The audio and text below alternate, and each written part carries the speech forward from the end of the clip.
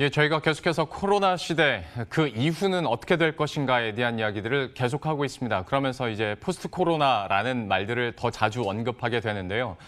경제적인 측면에서 글로벌 경제 그리고 우리 경제 앞으로 나아갈 길은 어떻게 될지 이 이야기 한번 해보도록 하겠습니다. 이필상 서울대 특임 교수와 함께합니다. 어서 오십시오. 네, 안녕하세요. 예, 교수님 오랜만에 뵙습니다. 네, 반갑습니다. 예. 안 뵌 동안에 참 많은 일이 있었고, 그렇습니다. 예, 코로나19가 터지면서 실물 경제도 당연히 타격을 받았고 금융 위기에 대한 불안감이 한때 엄청나게 높아졌었지 않습니까? 네. 지금까지 돌아가는 상황은 좀 어떻게 보셨습니까?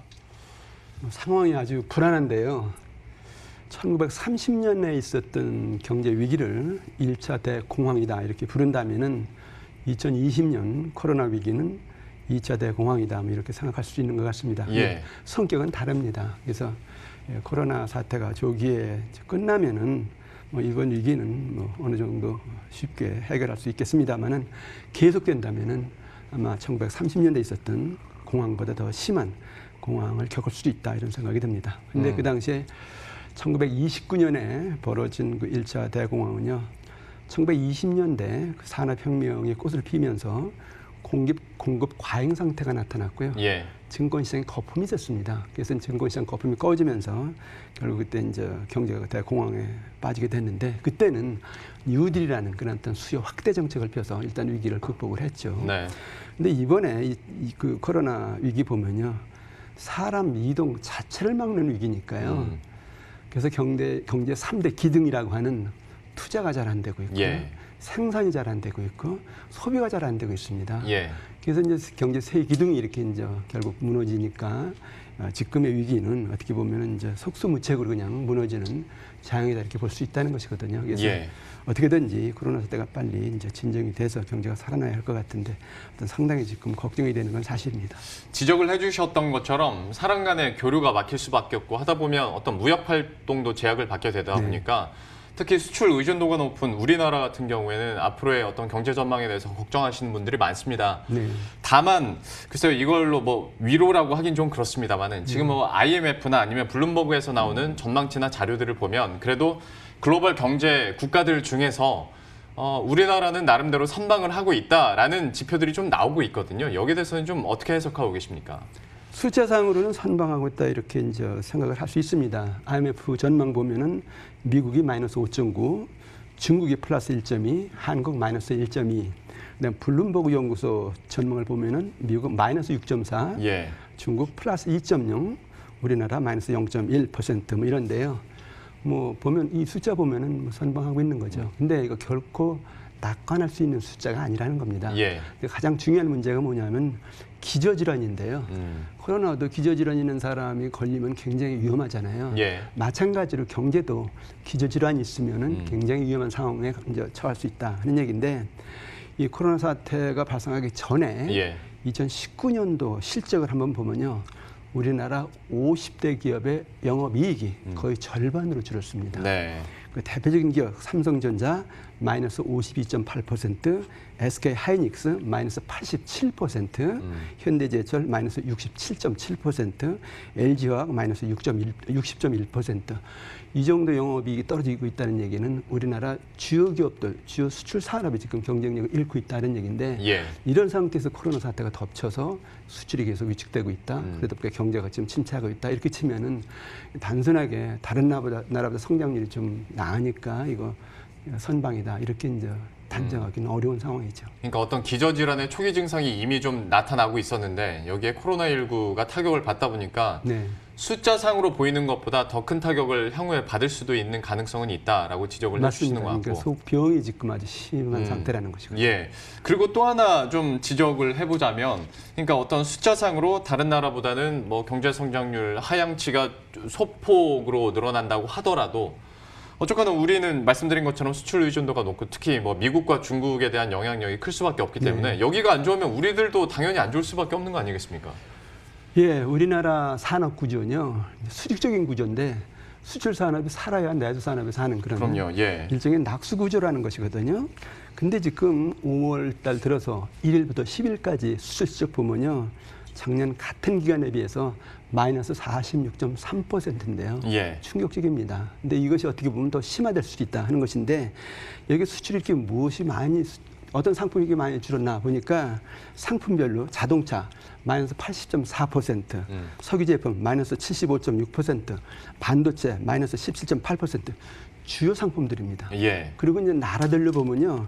미국 마이너스 54.8%, EU 마이너스 50.6%, 중국 마이너스 29.4% 주요 수출국입니다. 네. 그럼 주요 산업에서 주요 수출국 수출이 이렇게 급격히 줄고 있다 하는 얘기는 우리나라 수출 산업 위기 상태를 이렇게 볼 수밖에 없다는 것이죠. 그래서 예. 이런 면에서 본다면은 근본적인 어떤 대응을 해나가면서 차분하게 이 문제를 풀어가야지 그냥 뭐 단순하게 이건 낙관적이다. 그다음에 뭐 시간만 지나면 된다. 이런 식으로 생각해서는 안 되는 그런 상황 같습니다. 예.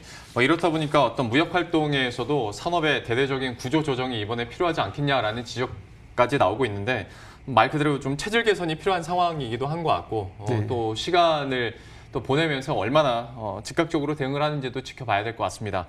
다만 지금 각 나라별로 상황은 다 비슷하긴 합니다만은 국내에서 일어나고 있는 급한 불부터 좀 꺼야 되는 상황이지 않습니까? 네. 하다 보니까 중앙은행이나 또 정부에서도 각가지 재정 정책이나 통화 정책들을 지금 쓰고 있는 상황인데 우리나라 같은 경우에 지금 소상공인이나 자영업자들을 위한 지원책들이 뭐 계속해서 나오고 있습니다. 네. 이런 정책들에 대해서는 좀 어떻게 평가하고 계신지도 궁금해서요. 뭐 일단은 재정 정책과 통화 정책 완전 가동이다 이렇게 볼 수가 있습니다. 네. 지금 재정 정책 같은 경우에 1차, 2차, 3차 계속 추경 편성하면서 자금 지원 계속 하고 있고요. 또 한국은행도 금리를 0.75%까지 낮추고요.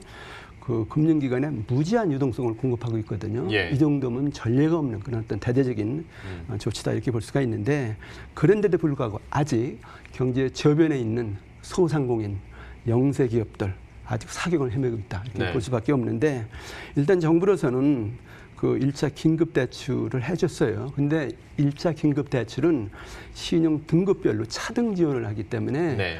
심사에서 탈락하는 수도 있고요. 또 유보가 돼서 계속 못 받는 수도 있고 그래서 상당히 지금 불만이 많고 제대로 이제 지원이 안 되고 있는데 그래서 정부는 18일부터 2차 긴급 대출을 하겠다 이렇게 이제 정책을 내놨습니다. 근데 2차 대출은 95%를 신용보증기금이 보증을 해줍니다. 그러니까 금융기관들이 안심하고 대출을 해준다는 것이거든요. 그래서 이게 10조 원 정도 규모가 될 것 같은데 이 정도 풀리면은 조금 숨통이 트이지 않을까 이런 생각이 드는데 그렇다면은 이 정도면은 소상공인 영세기업들 괜찮을 거냐? 앞으로 사태가 더 심화되면은 그럼요. 예. 결코 뭐 이것도 대책이 완전히 될 수가 없겠죠. 그래서 이런 조치를 취하면서 좀 다른 대책이 필요하다 이런 생각이 드는데 뭐냐면 지금 문재인 대통령도 이번 사태를 이제 전시 상황 이렇게 이제 비교를 했어요. 예. 전시 상황이라고 한다면은 모든 비상수단 다 동원해야 된다는 거 아닙니까? 네. 그렇다고 친다면은 정부 정책도 유연성을 좀 발휘할 필요가 있다. 근데 소상공인이나 영세기업들 지금 가장 고통스러워하는 것이 최저임금이 지나치게 많이 올랐다. 예. 또 근로 시간이 52시간으로 단축됐다. 뭐 이런 면에서 상당히 지금 뭐 고통들을 겪고 있는데 그렇다면은 좀 쉽지는 않겠지만 일시적으로라도 좀 그것을 완화해 줘서 소상공인들, 영세기업들이 좀 여유를 가질 수 있는 그런 어떤 조치를 취해 주는 것이 어떠냐. 뭐 이런 생각도 듭니다. 예. 그러니까 어떤 다른 대책에서도 제언을 해주셨는데 정책에 대한 유연성을 강조하시면서 최저임금이나 주 52시간제도 계속은 아니더라도 일시적으로라도 좀 완화를 시켜줘야 된다라고까지 얘기를 해주셨어요. 여기에 대해서도 저희들도 한번 깊이 고민해 봐야 될 사항인 것 같습니다.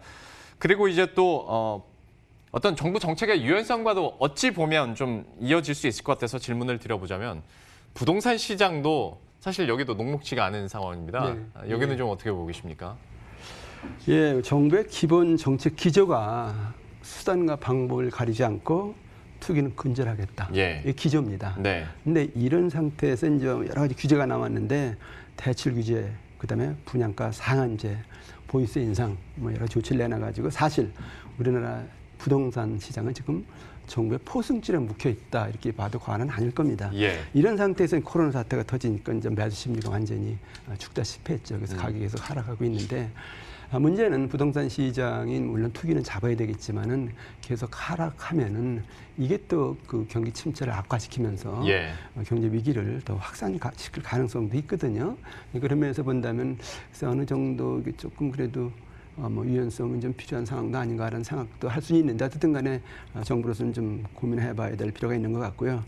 그 지금 부동산 시장 보면은 6월 달에 양도세 유예 기간이 끝나고요. 7월 달에 분양가 상한제가 실시가 되거든요. 예. 이렇게 되면은 부동산 시장이 더 지금 얼어붙을 수가 있다. 뭐 이런 얘기인데 그래서 부동산 시장이 계속 이렇게 얼어붙을 경우에 경제 전체적으로 봐서 이게 정말 어떤 영향을 미칠 것인가에 대해서도 한번 고민해볼 필요가 있는 것 같습니다.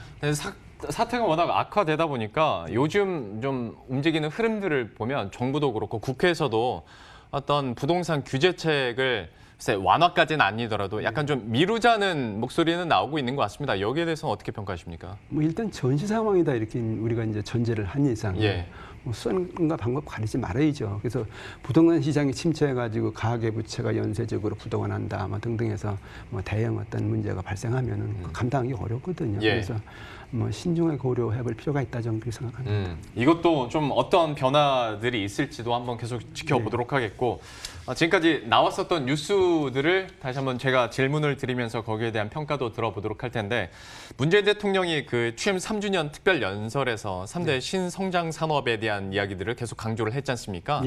좀 이 이야기는 어떻게 들으셨습니까?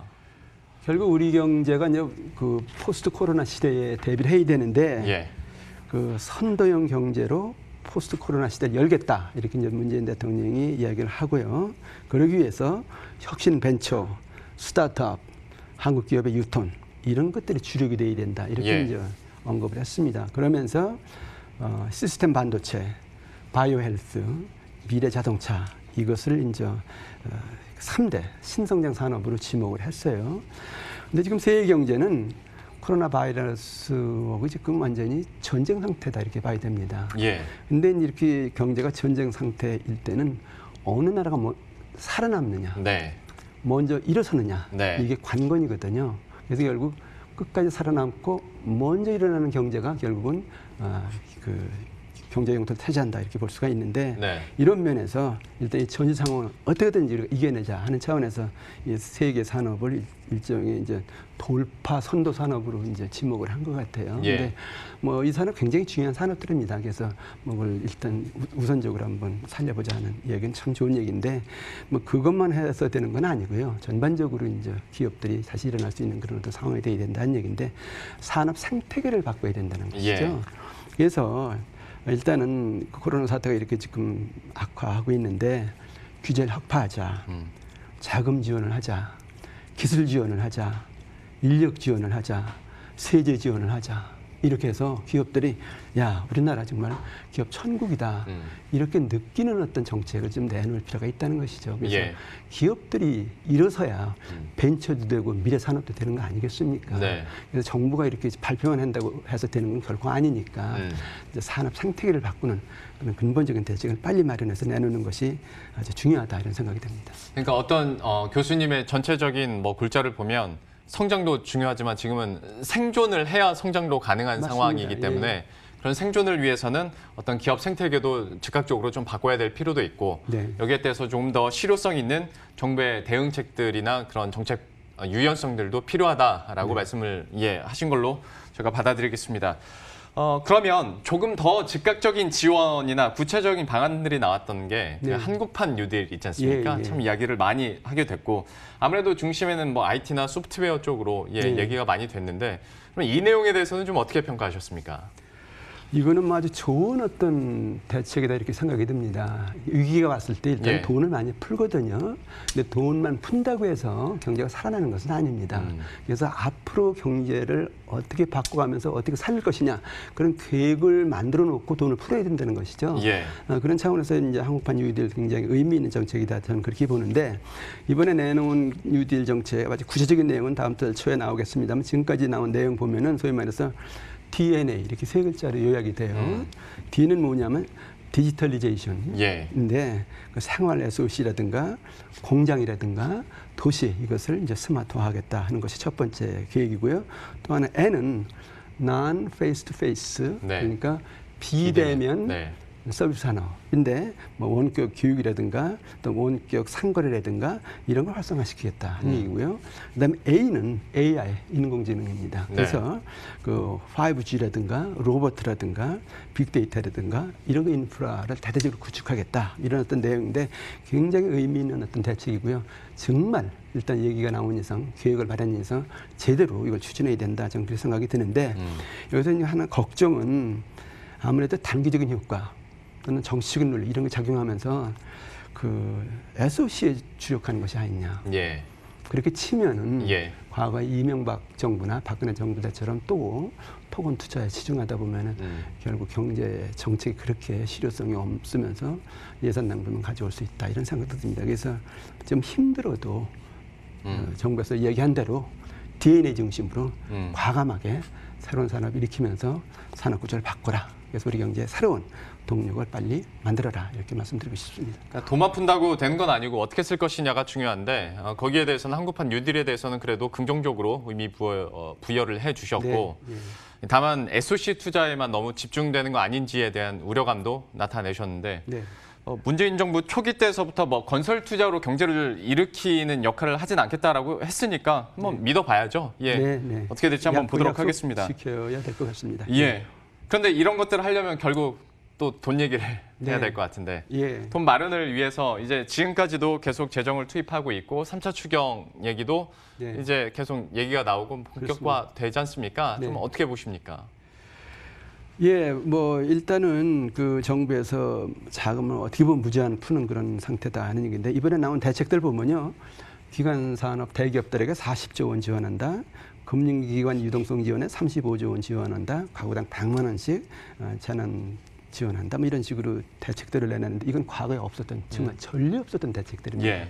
이렇게 보면은 정부가 무슨 일이 있어도 이번에 그 위기를 빨리 극복해서 경제 살리겠다 이런 얘기인데 중요한 것은 지금 1년에 우리나라 국내 총생산이 1,900조 원 정도 됩니다. 네.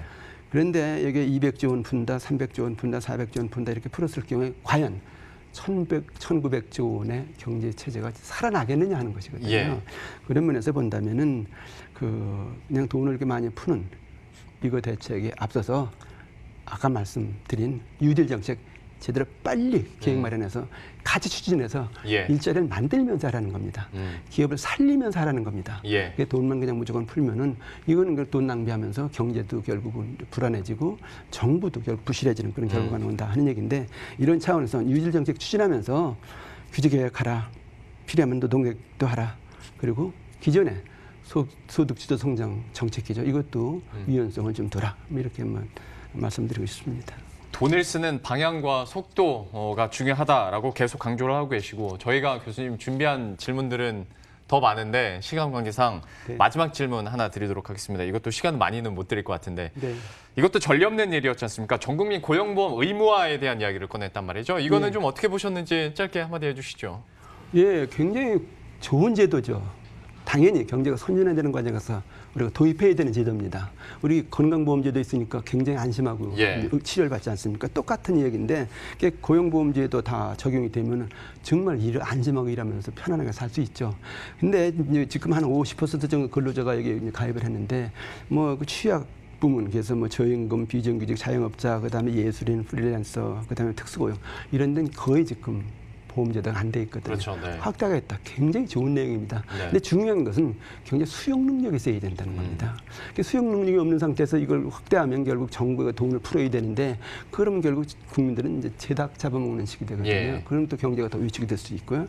그래서 이거 관련해서 중요한 거는 그 일자리가 많아져야 된다. 기업도 살아나야 된다. 그래 실업자도 줄고 그다음에 직장을 옮기도 쉽게 옮길 수 있다. 그래서 고용보험은 금액을 많이 지급하는 게 중요한 것이 아니고 예. 고용보험 발생이 적어야 된다는 것이거든요. 예. 그래서 경제 살려가면서 단계적으로 도입해야지 무조건 좋은 제도다 빨리 하자 할 경우에는 그 부담이 클 수가 있다 이렇게 생각이 됩니다. 고용보험 의무화에 대해서도 어떤 수용 능력을 뒷받침할 수 있는 세부적인 정책들 그런 디테일도 좀 나오기를 기대해 보도록 하겠고 이 부분을 또 짚어주셨네요. 오늘 참 여러 가지 얘기 많이 들었습니다. 감사합니다. 지금까지 서울대 이필상 특임 교수와 함께했습니다. 고맙습니다. 네, 감사합니다. 예, 그럼 저희도 여기서 인사드리도록 하겠습니다. 식사 맛있게 하시고요. 저희들은 내일 이 시간에 또 새로운 뉴스들과 전략 들고 다시 찾아뵙도록 하겠습니다. 시청해주신 여러분 고맙습니다.